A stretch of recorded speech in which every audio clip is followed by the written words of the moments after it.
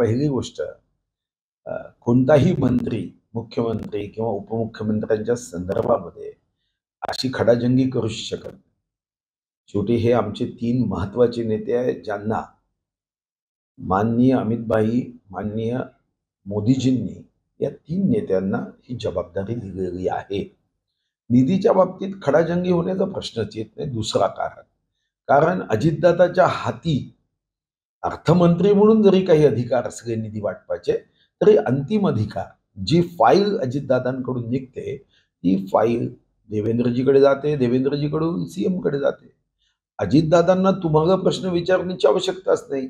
पक्ष म्हणून जर तुमच्या मनात काही संदिग्धता असेल तर तुम्ही देवेंद्रजीशी बोलू शकता की देवेंद्रजी असं असं आहे. त्यामुळे खडाजंगी होईल असं मला दुरान्वय वाटत नाही. त्या पक्षाचे आमदार जर आपल्या मनात काही संदिग्धता असेल, शंका असेल, काही मागणी असेल, काही विशेष बाब लक्षात आणून द्यायची असेल तर आपल्या पक्षाच्या नेत्यांना सांगेल.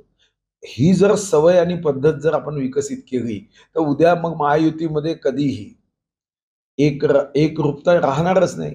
उद्या अजितदादांचे आमदार काही बोलतील आणि म्हणूनच आमचे बावनकुळे साहेब यांनी अजितदादांच्या आमदारांनी एक ट्विट केलं तर बावनकुळे साहेब तेच म्हणाले की तुम्हाला जर काही म्हणायचंच आहे तर अजितदादांना सांगा. मला वाटतं की आरोपामध्ये कधीच तथ्य नसतं. खरं तर मधात मी कॅबिनेटमध्ये मागणीही केली. या अगोदर सुद्धा स्वर्गीय हेमंत करकरे यांच्याबद्दल काही आक्षेप घेतले. आक्षेप घेणारे कोण? तर ज्यांच्या कार्यकाळात 26/11चा हमला झाला, ज्यांच्या कार्यकाळात कोर्टाने शिक्षा सुनावली, हा पूर्ण कार्यकाळ काँग्रेसचा. पण आज आरोप केले जातात. खरं तर आम्ही आमदार म्हणून, खासदार म्हणून, मंत्री म्हणून जी शपथ घेतो ती शपथच अशी असते की राज्य किंवा देशाच्या हिताची कोणतीही गोष्ट आम्ही लपवून ठेवणार नाही. बरं, अशा मुद्दे हे निवडणुकीत भाषणात काढायचे, इतके गंभीर मुद्दे, यातून आपल्याला निवडणूक जिंकता येते, पण जगामध्ये आपल्या एकूण व्यवस्थेबद्दल प्रश्नचिन्ह निर्माण होतं. जगाच्या वर्तमानपत्रामध्ये आपल्या देशाच्या कायदा सुव्यवस्थेमध्ये कुठेतरी कमतरता आहे, उणीव आहे, हा भाव पोचवला जातो. आपल्यावर एक राजकीय निवडणुका जिंकण्यासाठी काम करताना काही सामाजिक दायित्व आहे, आपल्यावर जबाबदारी आहे एक या देशाचे नागरिक म्हणून. पण त्याचा विसर दुर्दैवाने खुर्चीची भूक असणाऱ्यांना, सत्तेची भूक असणाऱ्यांना झाला आहे. तोच आत्ताचा प्रकार आहे. मला आश्चर्य वाटतं की श्याम मानवजी यांनी आज हा विषय जेव्हा केला तेव्हा त्यांच्याकडे काही पुरावे आहेत का?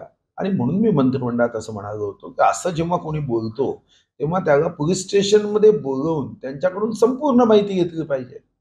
पोलीस स्टेशनचं हे काम आहे आणि आपल्या कायद्यामध्ये सुद्धा ही तरतूद आहे.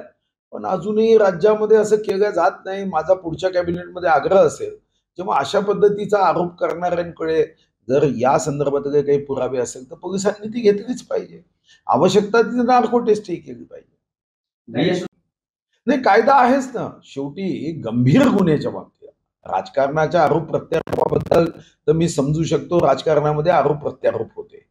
पण कसाबच्या बाबतीमध्ये, स्वर्गीय शहीद हेमंत करकरेंच्या बाबतीमध्ये जेव्हा अशा घटना येतात, किंवा आता परवा ज्या बाबतीमध्ये श्री श्याम मानव जे म्हणाले, या सगळ्या गंभीर बाबी आहेत.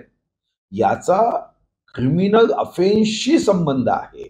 तुम्ही राजकारणामध्ये एखादा विषय जेव्हा मांडता तेव्हा लोकांनाही अपेक्षित आहे की ठीक आहे, राजकारणामध्ये तुम्ही एकमेका विरुद्ध राजकारणात आरोप प्रत्यारोप करता, तुम्ही निष्क्रिय आहात, तुम्ही काही करू शकत नाही, हे आरोप मी समजू शकतो. पण जिथं इतका गंभीर क्रिमिनल ऑफेन्स आहे तिथं जर आम्ही इतकी सहजता ठेवली आणि मग देशाच्या संदर्भातल्या, राष्ट्रीय या संदर्भातल्या या गोष्टी आंतरराष्ट्रीय स्तरावर देशाची बदनामी होते.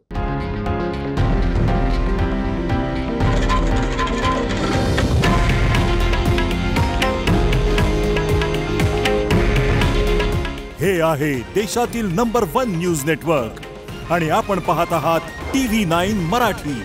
काळजी तुमची, हित महाराष्ट्राचं.